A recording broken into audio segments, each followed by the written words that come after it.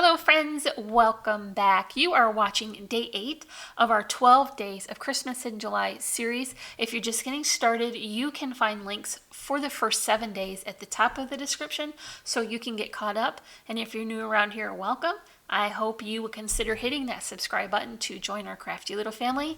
For today's project, we are going to be making all the tags. So stick with me and we'll get started. Okay, for today's project, we're going to get back into that Simple Stories Winter Cottage Collection. So I mentioned in my previous video that I'm trying harder to get through the entire collection once I open it so that when the new ones come out, I can get them and not feel guilty about leaving these behind in my stash. So this is the one that I had the least amount left from this series, and I thought, well, we'll just go ahead and knock all that pattern paper out while we're here. I'm going to have to order more if I want to use the journal cards that coordinate with it because we have a lot of those left, but I think we can get through quite a lot of these patterns for our tags today. And to go along with it, I'm going to use these very sweet snowmen stickers. I picked these up from Hobby Lobby. They are very dimensional.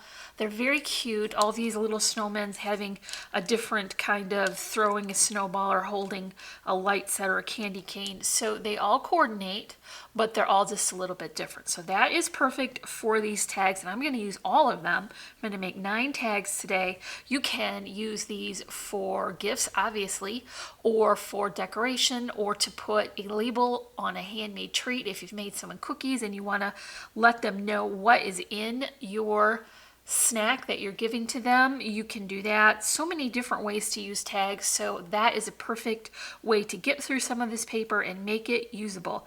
Here is the base. I have cut my 110-pound cardstock with the largest tag die that I have, and this has a nice stitched detail. This is going to be very sturdy on the inside, so our tag is going to hold up well. And then I just took some coordinating pattern paper that I had from my stash to cover the back. It adds another layer of sturdiness as well as just makes it look nicer all the way around. And then we're also going to be getting back into the sticker sheet. Aren't you guys proud of me? I've used so much of this.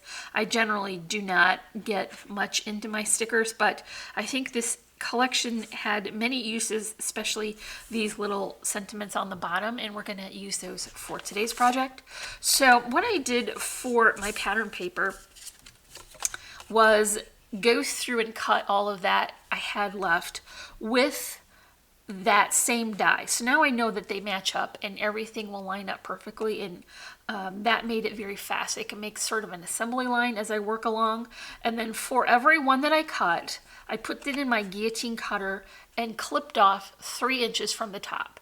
So now what I can do is come back in and mix and match them. So I've got the front of this, but now I can flip it over and have the back portion as my layering pattern. And so this is going to stretch these much further. For the tags that I'm making today, I don't have the bottom portion on.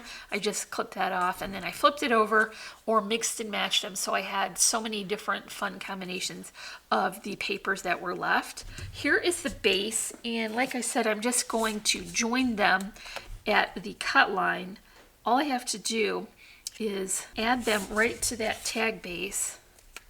And you see I've got a whole nother combination here. Do that again for this one. I really like not having to measure every piece. I know all of them are going to fit the amount of space that they need to fill to cover the tag. And then here's just one more while I'm working along. I put that pretty blue floral on the top again for this one, and then put the dot pattern on the bottom. So the next thing I want to do is add some trim. Now I've got a couple of different combinations of trim I want to add. Some is a little bit bulkier than others, so I want to add lace to 2 of these.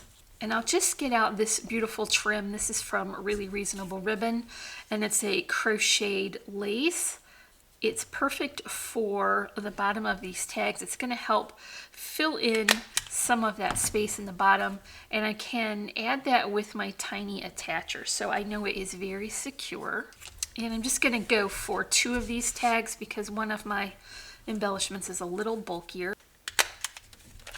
Okay, so I've got my trims here. There are two different kinds of smaller pipe cleaners, or Chanel stems as some call it. One is iridescent, one is silvery, and then one is just an evergreen branch. And now I picked this up from Hobby Lobby as well, and this is just going to go right to the bottom. So let's put these on. I'll have to add these with hot glue because they're pretty bulky, but I know once I press them in place, that glue is going to seep back through all of those layers and keep this very secure. And I'll clip off the excess with my knot ribbon scissors, which I usually forget to bring down to the filming area. So here's the silver one. And last but not least, here's that evergreen. This one's quite a bit wider, so I'm going to add my glue higher up just so that I don't have too much of that hanging off of the bottom. Thankfully, these scissors will get through this stem as well. Okay, so next thing I want to do is have a nicer way to include my trim at the top. I've got my reinforcing spots, and I just made these with a hole punch that is a 1/2 inch. I used some coordinating cardstock, and then I ran them through my Xyron. So I've basically just made a sticker out of it. Then I'm going to come back in with my Crop-A-Dile, and then I'm going to punch a hole right in the center of that, right through the paper. So I've got these all punched. I'm going to punch the top of these as well, just so that it will help me to position them a little better. There's already a small hole here, so I'm just using that as a guide to help me measure where I want to punch the larger hole. Then I'll top it with my reinforcing spot. Then I've got some pretty pink plaid ribbon. I'm going to put that through just one side and pull it so I've got it halfway on either side. I'm just going to take some string and tie it around so that I can secure this ribbon very tightly onto the top of the tag. And then you can kind of pull this trim apart from the side and get it much closer and tighter here against the tag. Then come back in and cut an angle for the top so that it doesn't fray. Do that for all three. Next, I want to add these loopy twine bows. This is some beautiful baker's twine with a silver thread going through it, so it's a little bit extra festive.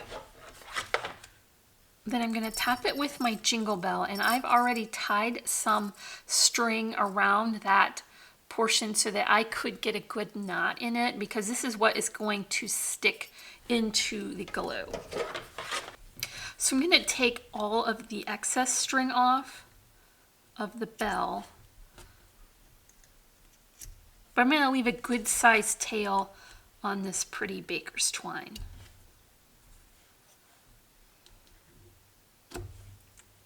Then I'll go ahead and do that for the other two as well. For my tags is to add an area to help those smaller stickers be more of a focal point. So I've got a die cut scallop circle here, and then I'm going to top it with more of that pink cardstock cut to fit right within that stitched border. I'll do that for the other two, and that's going to be the base. I have already worked up the other 6 tags, so I can just add my scallop circle, and that's the last of the circles in place, so I can get into my sticker sheet now.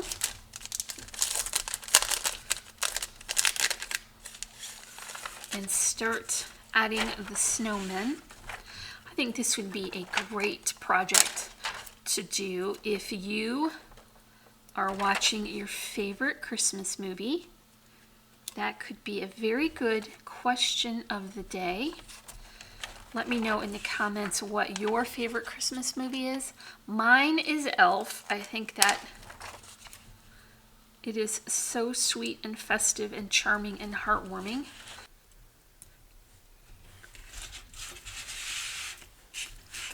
Okay, you may have noticed that I have positioned my snowmen slightly to the right, and that way I have left room for some flowers. So I just created these with my Spellbinder Cinch and Go poinsettia with glitter cardstock, so they're a little bit extra festive. I finished the inside with the stamens from Really Reasonable Ribbon, one little loopy twine bow, and one set of die cut holly leaves.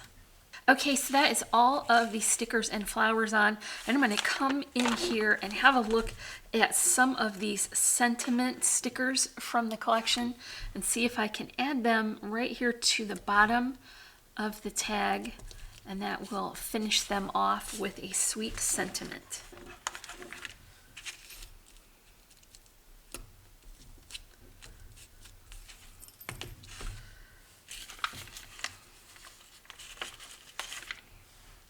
Just going through and picking backgrounds that I know will show up well on the pattern paper, so that detail doesn't get lost in the busy pattern. Okay, that's all for our tags and for day 8. If you enjoyed this video, make sure you come back tomorrow for day 9. Leave me a big old thumbs up and a comment on this tutorial.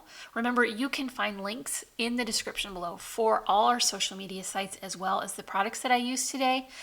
If you're not already, I would love for you to subscribe, and as always, I'm wishing you a happy and productive day, and I thank you so much for watching. Bye!